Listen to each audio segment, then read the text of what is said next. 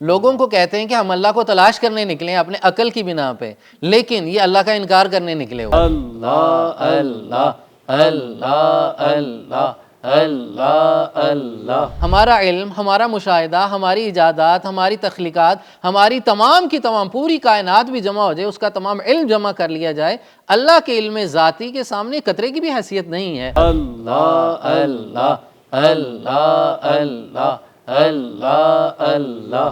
جاوید اختر سے اتنا ہی کہنا ہے کہ وجود باری تعالیٰ کے متعلق بے بنیاد جو سوالات، بے بنیاد دلائل، بے علم دلائل جو آپ کے ہیں، یہ آپ کا میدان نہیں، آپ کا کام شاعری کرنا ہے۔ آپ شعر لکھیں، آپ خیال کی دنیا میں رہیں، آپ کا حقیقت سے تعلق نہیں ہے۔ حقیقت سے تعلق ان کا ہے جن کو اللہ نے یہ ملکہ دیا ہے، جن کا یہ میدان ہے۔ عابد بھائی وہ کہتے ہیں ڈز گاڈ ایگزسٹ، کتنے نادان ہیں ویسے وہ۔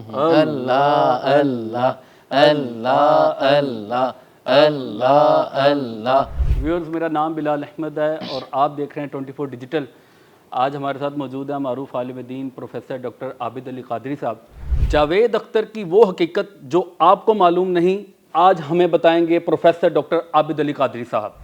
دلی میں ہونے والا ڈز گاڈ ایگزسٹ کی وہ ڈیبیٹ جو اس وقت دنیا بھر میں وائرل ہے، اس کے کچھ ایسے گوشے کہ جن پر ہماری نظر ابھی تک نہیں پڑ سکی، اس کے بارے میں بتائیں گے ڈاکٹر عابد علی قادری صاحب۔ السلام علیکم سر۔ جی وعلیکم السلام ورحمۃ اللہ۔ ڈاکٹر صاحب، سب سے پہلے تو مجھے یہ بتائیں کہ یہ ایتھزم ہے کیا، یہ لوگ ہوتے کون ہیں اور ان کی نشانیاں کیا ہیں، علامات کیا ہیں، ہم ان کو کیسے پہچان سکتے ہیں؟ آسان اور سادہ لفظوں میں ملحد کی تعریف کچھ یوں ہے کہ ملحد وہ طبقہ ہے یا وہ فکر ہے جو بیچارے علم سے، تجربے سے، مشاہدے سے عاری افراد ہیں۔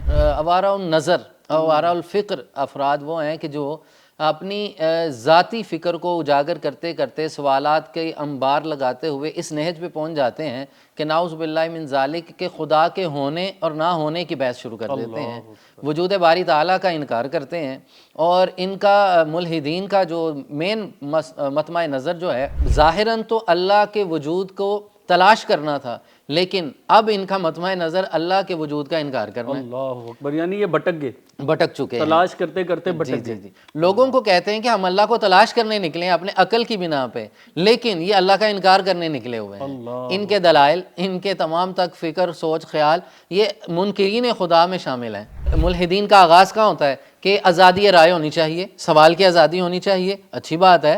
اگر آپ کا سوال معیاری ہے تو اس سوال کا جواب بھی موجود ہے۔ کون سا ایسا سوال ہے جو قرآن نے آپ کو جواب نہیں دیا؟ اللہ اکبر، یعنی کہ تمام علوم تو قرآن پاک میں موجود ہیں۔ قیامت تک کے آنے والا کوئی بھی مسئلہ ہے اس کا جواب قرآن و حدیث سے لیا جا سکتا ہے۔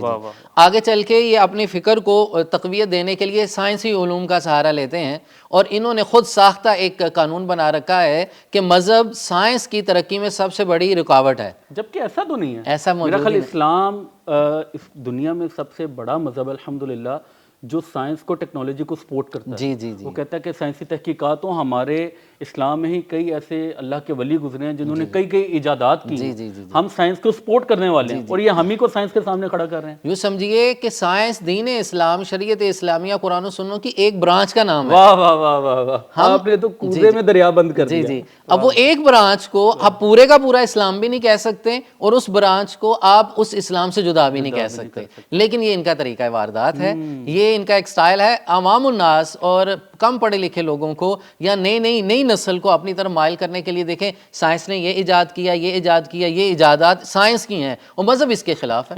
آپ بلیو کریں ویورز، میں بھی جاوید اختر کے گیت اور نغمے تو نہ جانے شاید ہی کوئی کان ہوں گے جنہوں نے نہ سنے ہوں، میں بھی ان کو اس ڈیبیٹ کے بعد پہچان پایا ہوں کہ یہ تو ملحد ہیں یا ایتھزم سے تعلق رکھتے ہیں، اور یہ میرے لیے بڑا سرپرائزنگ تھا۔ میں ان کو بہت بڑا ادیب اور مفکر اور بہت زیادہ فلسفی سمجھتا تھا، لیکن جب میں نے ان کے وہ خیالات سنے تو میں بہت زیادہ شاکڈ ہوا۔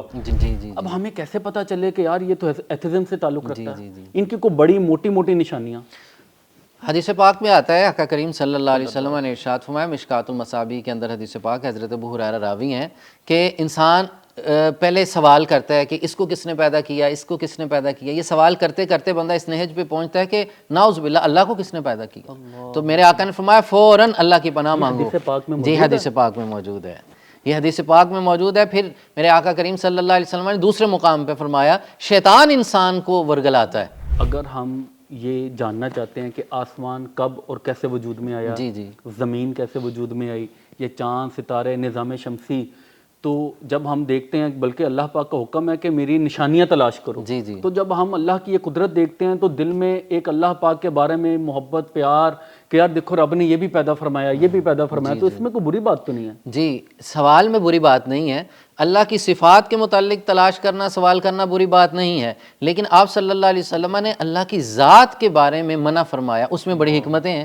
کیوں منع فرمایا؟ فرمایا فوراً یہ ویورز، یہی وہ پوائنٹ ہے جس کو جاوید اختر صاحب نے بیس بنایا تھا۔ جی جی یہی وہ پوائنٹ ہے، وہ کہتے ہیں کیوں نہیں پوچھنا، جی جی رب کی ذات کے بارے میں کیوں نہ پوچھیں، اللہ کے بارے میں کیوں نہ پوچھیں، یہ ان کا پوائنٹ تھا۔ میں چاہوں گا اس پر آپ خصوصی طور پر روشنی ڈالیں۔ یوں سمجھیے ایک پرائمری کلاس کا بچہ پی ایچ ڈی لیول کے اسکالر سے بڑے سوال کرنے لگ پڑے تو وہ اسکالر یا پروفیسر اسے کیا کہے گا؟ بیٹا ابھی چلنا سیکھو۔ ہمارا علم، ہمارا مشاہدہ، ہماری ایجادات، ہماری تخلیقات، ہماری تمام کی تمام پوری کائنات بھی جمع ہو جائے، اس کا تمام علم جمع کر لیا جائے، اللہ کے علم ذاتی کے سامنے قطرے کی بھی حیثیت نہیں ہے، اور ہم اللہ کے علم ذاتی کا احاطہ نہیں کر سکتے تو اللہ کی ذات کا احاطہ کیسے کریں گے؟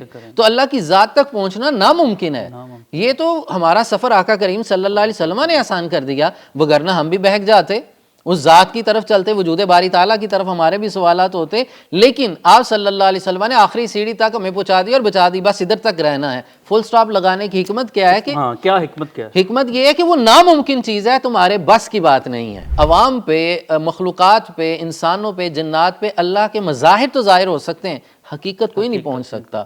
تو لہٰذا یہ جو پھنسانے کے طریقے ہیں، یعنی جاوید اختر کو کہہ رہے ہیں آپ؟ جی جی، یہ ان لوگوں کے پھنسانے کے آپ طریقے کیمرے میں دیکھیں، وہ آپ کو دیکھ رہے ہوں گے۔ جی، یہ ان لوگوں کے پھنسانے کے طریقے کیسے ہیں، میں اس پہ عرض کرتا ہوں۔ 4 قسم کے لوگ ہوتے ہیں ملحدین میں۔ سب سے پہلے ملحدین میں بھی اقسام ہے؟ جی، ان میں بھی ایک اقسام ہے۔ نمبر 1، ہمیں بچنا ہے، ہماری قوم کو بچنا ہے، تعلیمی اداروں میں پڑھنے والے میرے بچے بچیاں، یہ انہوں نے اپنا دامن بچانا ہے ایسے لوگوں سے۔ بڑے پولائٹ ہو کے آپ کے سامنے آئیں گے، لیکن ان کے پاس سودا صرف زہر کا ہے، اللہ، ان کے پاس کوئی مٹھاس نہیں، کوئی اخلاقیات نہیں ہے، یہ نام ایتھکس کا لیتے ہیں اور دور تک ان کا ایتھکس سے تعلق نہیں ہے۔ یہ کیسی اخلاقیات ہے کہ آپ رب کی ذات کے بارے میں تنقید کر رہے ہیں؟ پہلا درجہ ان کا یہ ہوتا ہے، یہ وہ لوگ ہیں جو اپنے متعصب قسم کے لوگ ہوتے ہیں کہ ماننا ہی نہیں ہے کسی کو۔ یہ جو شاعر، ادیب بہت اچھے لوگ بھی ہیں، لیکن اکثر و بیشتر ہم دیکھتے ہیں یہ خیالات جب ان کے الجھ جاتے ہیں، یہ خیال کی دنیا میں رہتے ہیں، اور خیال کی دنیا میں جب رب تعالیٰ کی ذات کے متعلق سوچنے لگتے ہیں تو ان کی سوچ بہک جاتی ہے۔ اللہ اکبر، یہ بڑا باریک نکتہ ہے، چونکہ آپ بلیو کریں ہمارے جو نوجوان شعراء ہیں جی جی وہ بھی obviously تخیلاتی زندگی میں دنیا میں کھوئے ہوتے ہیں، ان کے لیے بڑا یہ اہم پوائنٹ ہے۔ یہ تصورات کی دنیا ہے، یہ خیال کی دنیا ہے۔ خیال کی دنیا خیال تک رہتی ہے، خیال کبھی حقیقت تک نہیں جا سکتا۔ خیال وہ حقیقت تک جاتا ہے جس کی بنیاد پکی ہوتی ہے، جو عقل تحت الوحی ہوتی ہے وہ کامل ہوتی ہے۔ دوسرا طبقہ اس کے اندر ایسا ہوتا ہے کہ جو اپنے علم کا اظہار چاہتے ہیں، وہ کہتے ہیں جو میں نے کہہ دیا وہی عرف آخر ہے۔ تیسرا طبقہ ان میں ایسا ہوتا ہے جو فسادی قسم کے ہوتے ہیں، اچھا، جنہوں نے معاشرے میں یہ جن کی آپ بات بار بار کر رہے ہیں، ان کا کام صرف فساد پھیلانا ہے۔ چوتھی قسم کون سی ان کی؟ 3 ہوگی جی، چوتھی قسم کے وہ لوگ ہیں کہ جنہوں نے اپنے خیالات اور تصورات تلاش کے لیے نکلتے ہیں، وہ اپنے خیال کی بنا پہ وہ نتیجہ اخذ کرنا چاہتے ہیں۔ اچھا ڈاکٹر صاحب، اس ڈیبیٹ میں نے غور کیا کہ جاوید اختر ایک پوائنٹ پر بہت زیادہ ایمفسائز کر رہا تھا۔ وہ کہہ رہا تھا کہ بھائی دیکھیں، اگر آپ کے اللہ پاک، آپ کے خدا بہت زیادہ رحیم ہے، رحمان ہے، تو غزہ کے بچوں پر جو ظلم ہو رہا تھا وہ کیوں نہیں روکے؟ جی اس بارے میں کیا کہتے ہیں آپ نے کبھی باغبان کو دیکھا ہے؟ باغ کے اندر وہ ہر وقت تراش خراش کرتا ہوتا ہے۔ کبھی پھول سے پوچھئے گا یہ کتنا ظالم ہے، تمہارے ساتھ ظلم نہیں کر رہا، کینچی چلا رہا ہے تمہارے اوپر، لیکن پھول آپ کو جواب دے گا یہی تو میرا پاسبان ہے، یہ میرا محافظ ہے۔ اس سے کہوں وہ کہ ایسا محافظ ہے، دیکھنے میں تو یہ تراش خراش کاٹ رہا ہے تمہیں، کہتا ہے وہ کاٹ نہیں رہا، مجھے مہذب بنا رہا ہے۔ جو نقصان دہ جڑی بوٹیاں آ رہی ہیں جو میرے دامن کو وہ نقصان دے سکتی تھی، اس کو ساتھ ساتھ کاٹتا چلا جا رہا ہے۔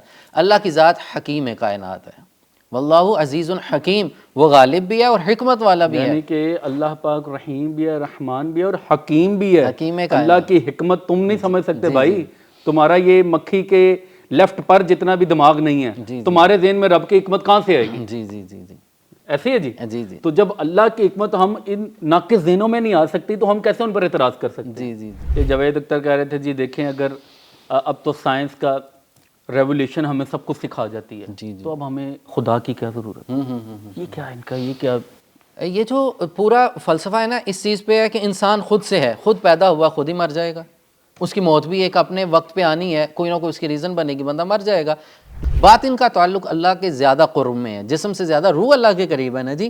تو لہٰذا یہ کائنات اسباب سے ہے. اب کہتے ہیں جی مادے سے پیدا ہوا انسان ہے، Yes, یہ بھی ان کا ایک پوائنٹ ہے، میٹر سے آیا تھا. میٹر سے آیا. آپ مجھے بتائیں کسی میٹر کو رکھ دیں، اسے آپ اس سے کوئی بھی شیپ دے دیں، کوئی بھی چیز ایجاد کر لیں، انسان خود بنا سکتا ہے نا.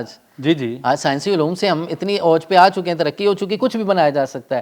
اب مجھے بتائیں ایک مادہ سے آپ نکال کے کوئی تخلیق بنا لیں، لیکن اس کے اندر محبت پدری پیدا کر کے دکھائیں، ماں کی ممتا پیدا کر کے دکھائیں، بھائی کی شفقت پیدا کر کے دکھائیں، اس کے اندر باپ کی محبت اور احسار پیدا کر کے دکھائیں، اس کے اندر معاشرے کے لیے احسار اور خیرات اور چیریٹی کا جذبہ پیدا کر کے دکھائیں. یہ کون کرتا ہے؟ یہ میرا رب کرتا ہے. اللہ قید سے پاک ہے، زمان سے پاک ہے. کبھی ہمیں یہ کہا جاتا ہے جب کچھ بھی نہیں تھا تو اللہ کی ذات تھی، تو اللہ کی ذات کب سے ہے؟ یہ لفظ کب اور تب تم جو استعمال کر رہے ہو، جو انہوں نے بھی استعمال کیا ہے، کب اور تب، بھائی جب کب اور تب پیدا ہی نہیں ہوا تو اللہ تو اس وقت بھی موجود ہے.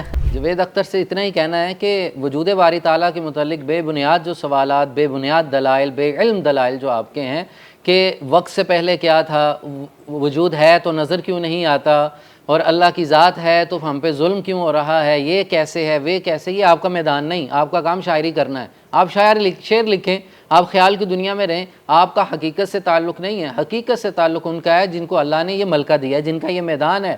وہ اہل علم موجود ہیں، علم الکلام کے افراد موجود ہیں، یہ ان کا میدان ہے. اگر آپ کو سمجھ نہیں آتی آپ ان سے جائیں. آپ عوام کو تباہ نہ کیجیے. آپ عوام کے ساتھ، ان کے مستقبل کے ساتھ، ان کے خیالات کے ساتھ، ان کے عقیدے اور عقیدت کے ساتھ مت کھیلیے.